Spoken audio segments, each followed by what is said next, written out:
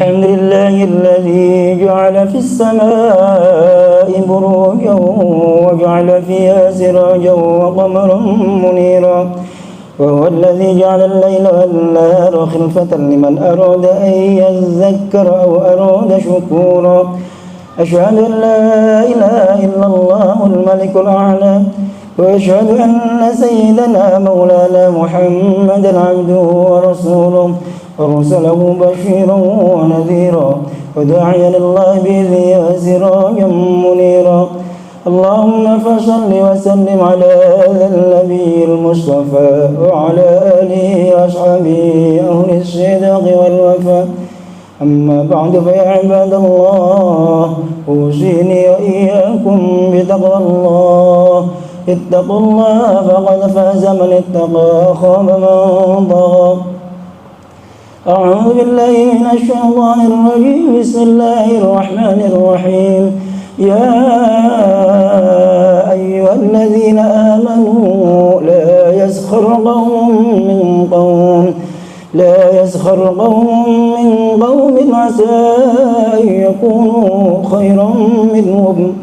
عسى أن يكونوا خيرا منهم ولا نساء من نساء عسى أن يكن خيرا منهن ولا تلمزوا أنفسكم ولا تنابزوا بالألقاب بئس الاسم الفسوق بعد الإيمان ومن لم يتب فأولئك هم الظالمون وقال صلى الله عليه وسلم إنما بعثت لأتمم صالح الأخلاق وقال أيضا الراحمون يرحمهم الرحمن ارحموا من في الأرض يرحمكم من في السماء وكما قال صدق الله العظيم وصدق رسوله الحبيب الكريم ذلك الشاهدين الشاكرين الحمد لله رب العالمين.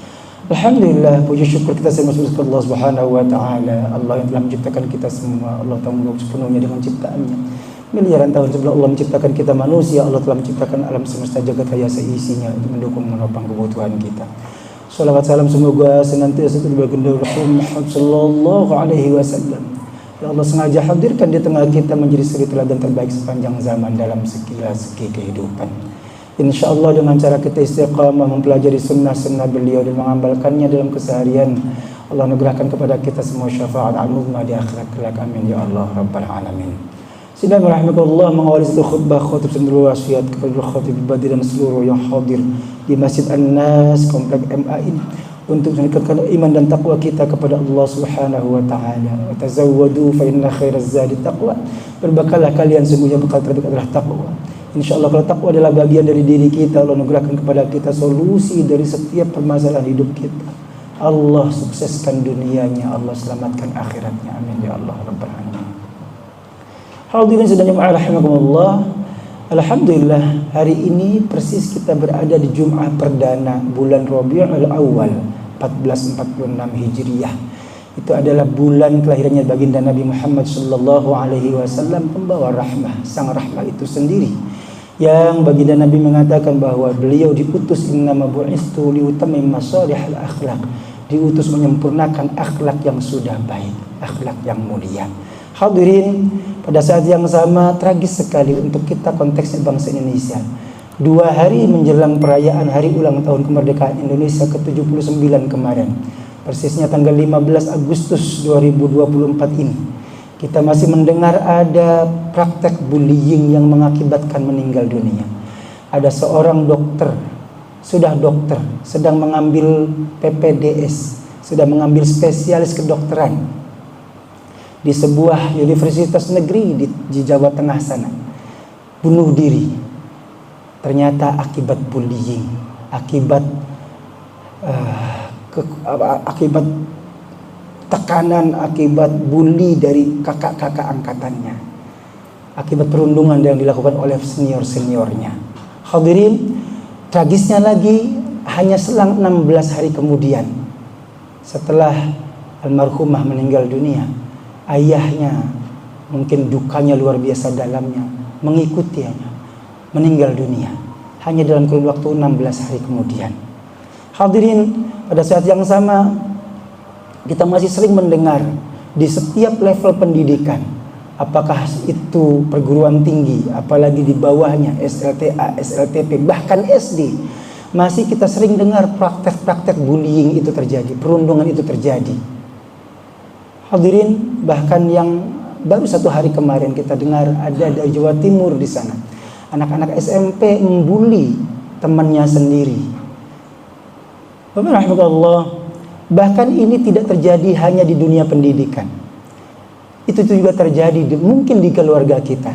Seorang suami bentak-bentak istrinya, istri marah-marahin anaknya, kakak mendikte adik-adiknya, adik melawan kepada kakaknya. Masya Allah, luar biasa. Kekerasan dalam rumah tangga bahkan sekarang menjadi undang-undang sudah. Ada undang-undang KDRT, kekerasan dalam rumah tangga. Hadirin rahimakumullah, ternyata praktek bullying ini bukan hanya di keluarga juga, tapi juga berada di tengah masyarakat, bahkan juga di dunia bisnis, di dunia perkantoran, dunia usaha. Kita lihat semua lini, dari mulai perguruan tinggi, birokrasi, militer, polisi, bahkan juga masyarakat umum, masyarakat luas, mungkin juga masjid. Praktek bullying ini, perundungan dari yang lebih kuat kepada yang lebih lemah ini terus terjadi dan masih sering kita dengar hari ini. Hadirin, inilah maka siang hari ini khotib sengaja membawa tema Stop Bullying.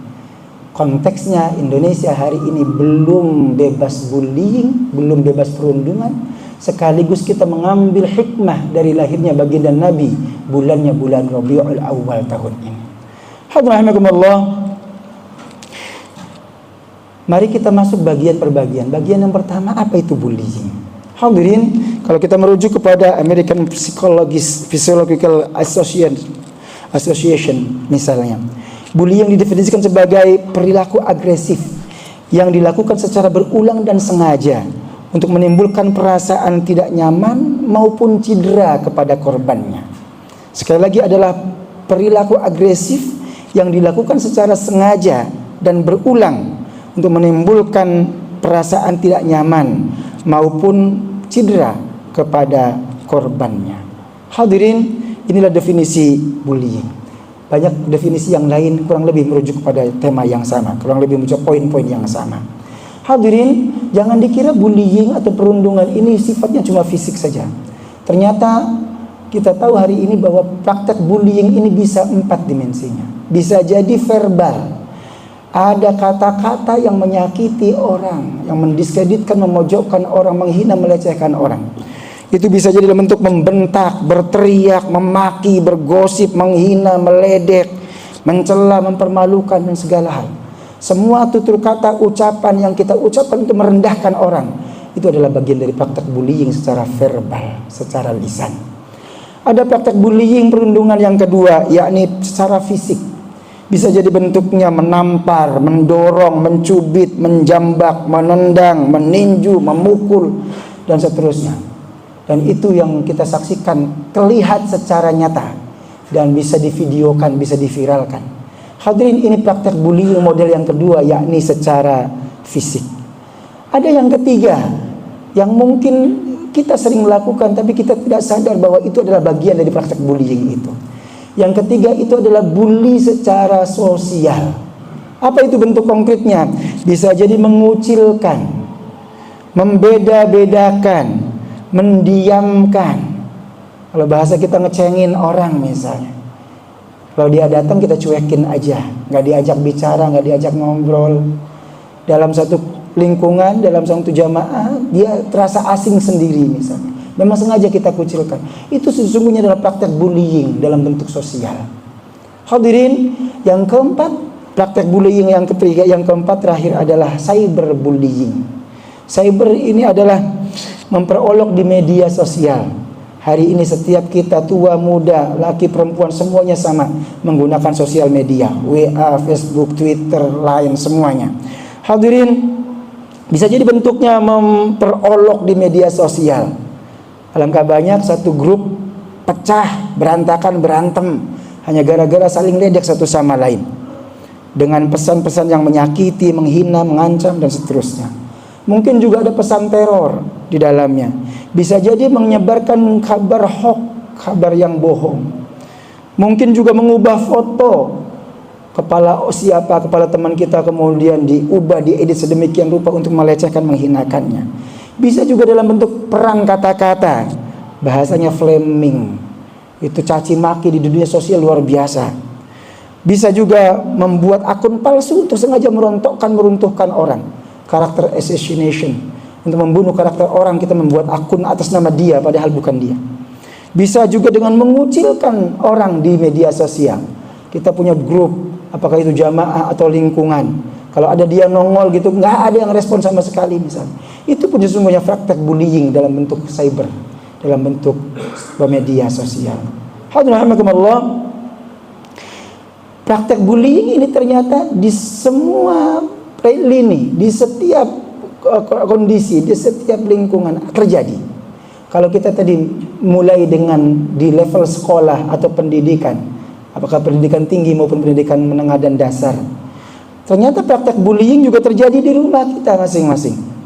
Bisa jadi saya contohkan, khotib contohkan dari awal tadi, suami membentak istrinya, istri marah-marahin anak-anaknya dan seterusnya. Itu masih sering kita lakukan dan kita dengar. Bisa juga berada di tempat-tempat latihan. Misalnya anak-anak kita yang ikut latihan apa, sama seniornya dibentak, dimaki, dibully dan seterusnya. Bahkan mungkin juga pelakunya adalah pelatihnya itu sendiri. Bisa juga di tempat ibadah, Pak. Di masjid juga bisa terjadi, di mushola mungkin terjadi, di tempat-tempat umum publik misalnya restoran, mungkin mall juga bisa terjadi. Alhamdulillah. Dan dahsyatnya ini praktek bullying karena sudah menggunakan sosial media, selalu online. Tidak ada batasan waktu. Bisa setiap saat, bisa 24 jam dalam satu hari. Setiap kita bisa membuli orang, tetangga, teman, saudara kita sendiri. Hadirin rahimakumullah, ini luar biasanya hari ini tantangannya. Hadirin, sebagai data khotib sampaikan beberapa terkait dengan lembaga pendidikan kita, dunia pendidikan kita. Ternyata dalam satu hari di dunia pendidikan ada lebih dari 160.000, sekali lagi angkanya 160.000 anak tidak mau masuk sekolah gara-gara dibully sama temannya atau seniornya. Itu angka yang sangat besar, 160.000. Lalu kalau kita hubungkan dengan berapa persen jumlah peserta didik yang ada di sekolah dari level SD sampai SMA, Pak, yang diteliti dari kelas 4 SD sampai kelas 11 SMA, itu artinya kelas 2 SMA. Ternyata angkanya bukan main-main. Angkanya ternyata menurut penelitian jumlahnya sampai dengan korban bullying itu sampai dengan 90%. Anak-anak kita yang berada di jenjang pendidikan SD, SMP, SMA pernah menjadi korban bully. Hadirin, ini luar biasanya. Catat Bapak, korban bullying itu potensial untuk menjadi pelaku bullying di masa depan. Kalau anak Bapak hari ini kelas 1 kelas SMP misalnya, dibully sama kakaknya kelas 2, begitu dia naik kelas 2 nanti giliran dia gantian akan membuli atau adiknya, adik angkatannya. Dan itu terjadi. Itu faktanya, itu hasil penelitiannya. Kalau ada 90% pernah menjadi korban bullying di SD, SMP, SMA, maka dia cenderung akan menjadi pelaku di tahun berikutnya. Hadirin, lebih dahsyat lagi adalah ternyata ada banyak anak kita, hampir 10% peserta didik, anak didik di sekolah yang terpaksa harus keluar dari sekolahnya, pindah sekolah hanya untuk menghindari bully dari saudara temannya dari maupun kakak-kakak angkatannya. Hampir 10%. Maka setiap tahun jangan heran kalau kemudian selalu ada anak yang keluar dari sekolah itu untuk pindah ke sekolah yang lainnya. Satu di antara faktornya adalah karena dia termasuk korban bully. Hadirin rahimakumullah. Lalu kita bicara setelah membuka faktanya, setelah membuka datanya, begitu besar korban bullying itu. Dan kalau kita hubungkan bahkan kepada kita hari ini, orang-orang tua juga masih terjadi misalnya begitu. Lalu apa yang bisa dilakukan? Apa yang kita bisa lakukan bersama untuk membenahi ini? Hadirin, Kementerian Pendidikan mulai membenahi ini dengan menyiapkan kurikulum yang baru. Namanya kurikulum Merdeka. Digagas 3 tahun yang lalu, anak-anak kita hari ini adalah anak-anak pertama di kelas 3 yang dari kelas 1, kelas 2, kelas 3-nya mengenyam pendidikan dengan kurikulum yang baru, kurikulum Merdeka. Di kurikulum Merdeka ini hadirin ada sengaja disiapkan jam pelajaran khusus untuk P5. Bahasanya P5 di situ artinya adalah proyek penguatan profil pelajar Pancasila. Sesungguhnya isinya adalah penanaman nilai-nilai dan akhlak-akhlak yang mulia, yang korelatif nyambung dengan agama. Sekurang-kurangnya ada 6 poin yang diajarkan di sana, yang kemudian dibentuk, dibikin sedemikian rupa menjadi proyek. Bukan hanya sekedar tahu, tapi bagaimana itu kemudian diamalkan dalam keseharian mereka. 6 poin itu adalah, 6 karakter itu adalah yang pertama, beriman bertakwa kepada Tuhan Yang Maha Esa dan berakhlak mulia. Ini kenapa tema ini khotib bawa pada siang hari ini, karena hari ini kita berada di Jumat perdana Rabiul Awal, kelahirannya baginda Nabi sang pembawa akhlak mulia. Yang pertama. Yang kedua, berkebinekaan global. Apa itu yang dimaksud? Yang dimaksud adalah anak-anak kita tidak diharapkan tidak hanya bisa memahami perbedaan di tengah masyarakatnya di sini di Indonesia saja, tapi juga bisa memahami keragaman, aneka ayat dan aneka segala macamnya di seluruh dunia. Hadirin, di situ kita belajar ternyata yang menjadi budaya satu etnis tertentu misalnya di Indonesia, itu ternyata sesungguhnya adalah hasil kolaborasi percampuran antar budaya internasional, bukan hanya nasional. Maaf kalau kita contohkan misalnya masyarakat Betawi punya baju adat yang ngejreng misalnya, itu ternyata ada unsur-unsur etnis di luar Betawi itu sendiri. Ada unsur Arabnya, ada unsur Cinanya, ada unsur Jawa, Sundanya, segala masuk Pak. Termasuk juga dengan seninya, gambang kromong misalnya, tanjidor misalnya. Itu ternyata musik-musik etnis dari luar Betawi sendiri masuk. Musik Eropa, Spanyol, Portugis masuk pada dalamnya. Dengan berkebinekaan global ini, maka kemudian diharapkan anak-anak kita siap untuk bersama-sama dalam keragaman. Zaman pertama kali Indonesia merdeka, kita sudah mencanangkan Bhinneka Tunggal Ika, bahwa kita berbeda tapi tetap satu tujuan. Sekarang dilebarkan lebih luas, lebih global, sebab dunia sekarang sudah mengglobal. Kita harus bisa menerima perbedaan di tengah masyarakat dunia. 2. Yang ketiga, bergotong royong. Ini adalah nilai norma utama untuk bangsa Indonesia. Kita sejak awal, sejak dulu memang adalah masyarakat yang guyub rukun, saling gotong royong. Yang ketiga, yang keempat kemudian adalah kreatif. Anak-anak kita dididik bukan hanya belajar ilmu pengetahuan, tapi bagaimana bisa mengaktualisasikan dalam bentuk produk, dalam bentuk sesuatu yang lebih bermanfaat untuk selamanya. Yang kelima, bernalar kritis, cerdas akalnya. Yang keenam terakhir adalah mandiri. Diharapkan anak-anak kita menjadi tumbuh pribadi yang bisa lebih mandiri, tidak tergantung kepada siapapun, tidak tergantung kepada orang tuanya. Alhamdulillah, ini yang dilakukan melalui lembaga pendidikan. Harapannya kalau dulu kita orang-orang tuanya nggak pernah mengenyam pendidikan seperti ini, sehingga kemudian sampai tua kita masih membuli. Harapannya anak-anak kita nanti menghentikan tradisi ini. Stop bullying, ditanamkan sejak masa awal mereka dalam dunia pendidikan. Setelah keluar dari dunia pendidikan, harapannya bullying tidak lagi terjadi. Kalau hari ini masih ada terjadi di dunia pendidikan, mungkin karena kita belum mengenyam P5 tadi. Alhamdulillah. Lalu kita hubungkan bagian akhirnya dengan nilai-nilai agama. Hadirin, kalau anti bullying ini kita hubungkan dengan Al-Quran maupun hadis Nabi Sallallahu Alaihi Wasallam, sesungguhnya agama, Al-Quran, hadis sudah mengajarkan itu sejak 15 abad yang lalu. Surahnya surah Al-Hujurat, surah ke-49 ayat 11, yang sengaja kutip sebagai pembuka siang hari ini. Allah tegas menyatakan, ya ayyuhalladzina amanu la yaskhar qaumun min qaum.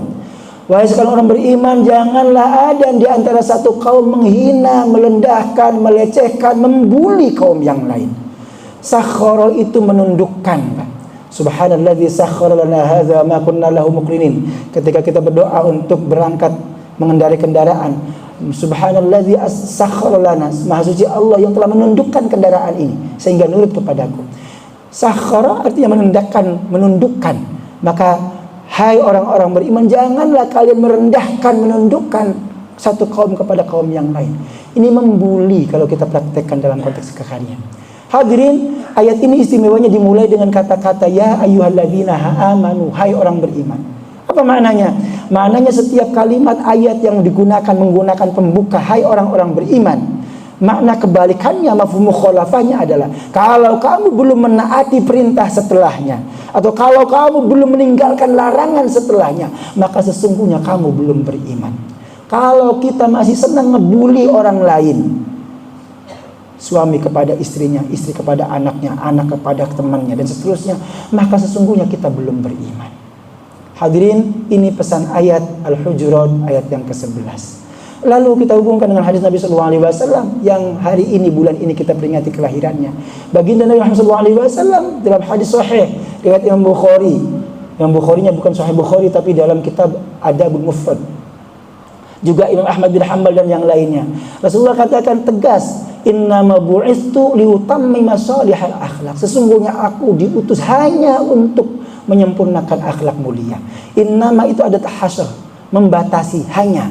Seakan-akan kalau tidak ada tugas lain membawa akidah, membawa syariah, maka tugas Nabi yang paling utama adalah membenahi akhlak kita umatnya.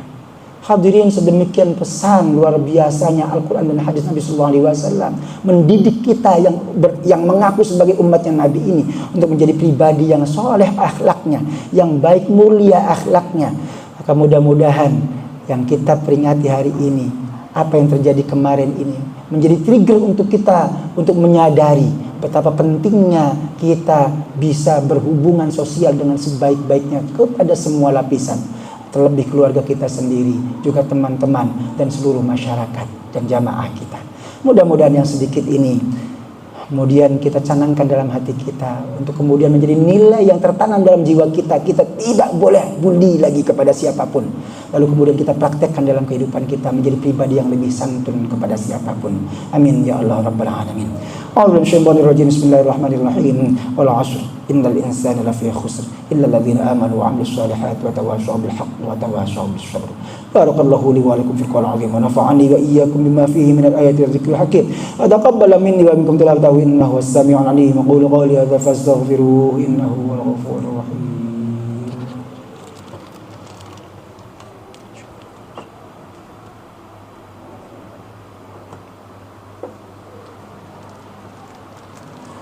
الحمد لله حمدا كثيرا طيبا كما أمر أشهد أن لا إله إلا الله وحده لا شريك له العمل لمن جحد به كفر وأشهد أن سيدنا مولانا محمدا عبده ورسوله وخير الناس خير البشر اللهم فصل وسلم على هذا النبي الكريم أما بعد فيا عباد الله أوصيني وإياكم بتقوى الله اتقوا الله فقد فاز المتقون واعلموا أن الله تعالى صلى على نبي قديم لم يزل قائلا عليما إن الله ملائكته يصلون على النبي يا أيها الذين آمنوا صلوا عليه وسلموا تسليما اللهم صل على هذا النبي الكريم وعلى آله وصحبه وتابعيهم بإحسان إلى يوم الدين وارض عنا معهم برحمتك يا أرحم الراحمين اللهم اغفر للمسلمين والمسلمات والمؤمنين والمؤمنات الأحياء منهم والأموات إنك سميع قريب مجيب الدعاء وقاضي الحاجات ويا كافي المهمات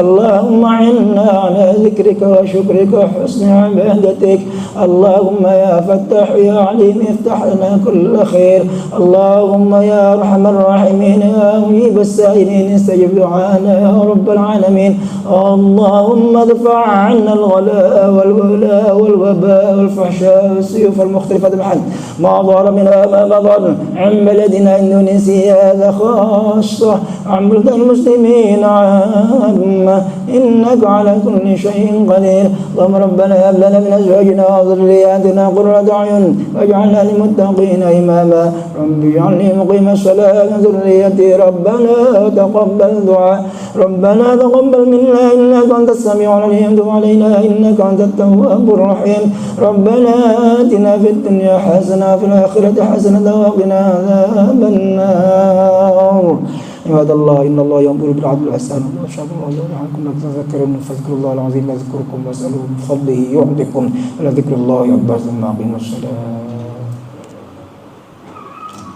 الله أكبر الله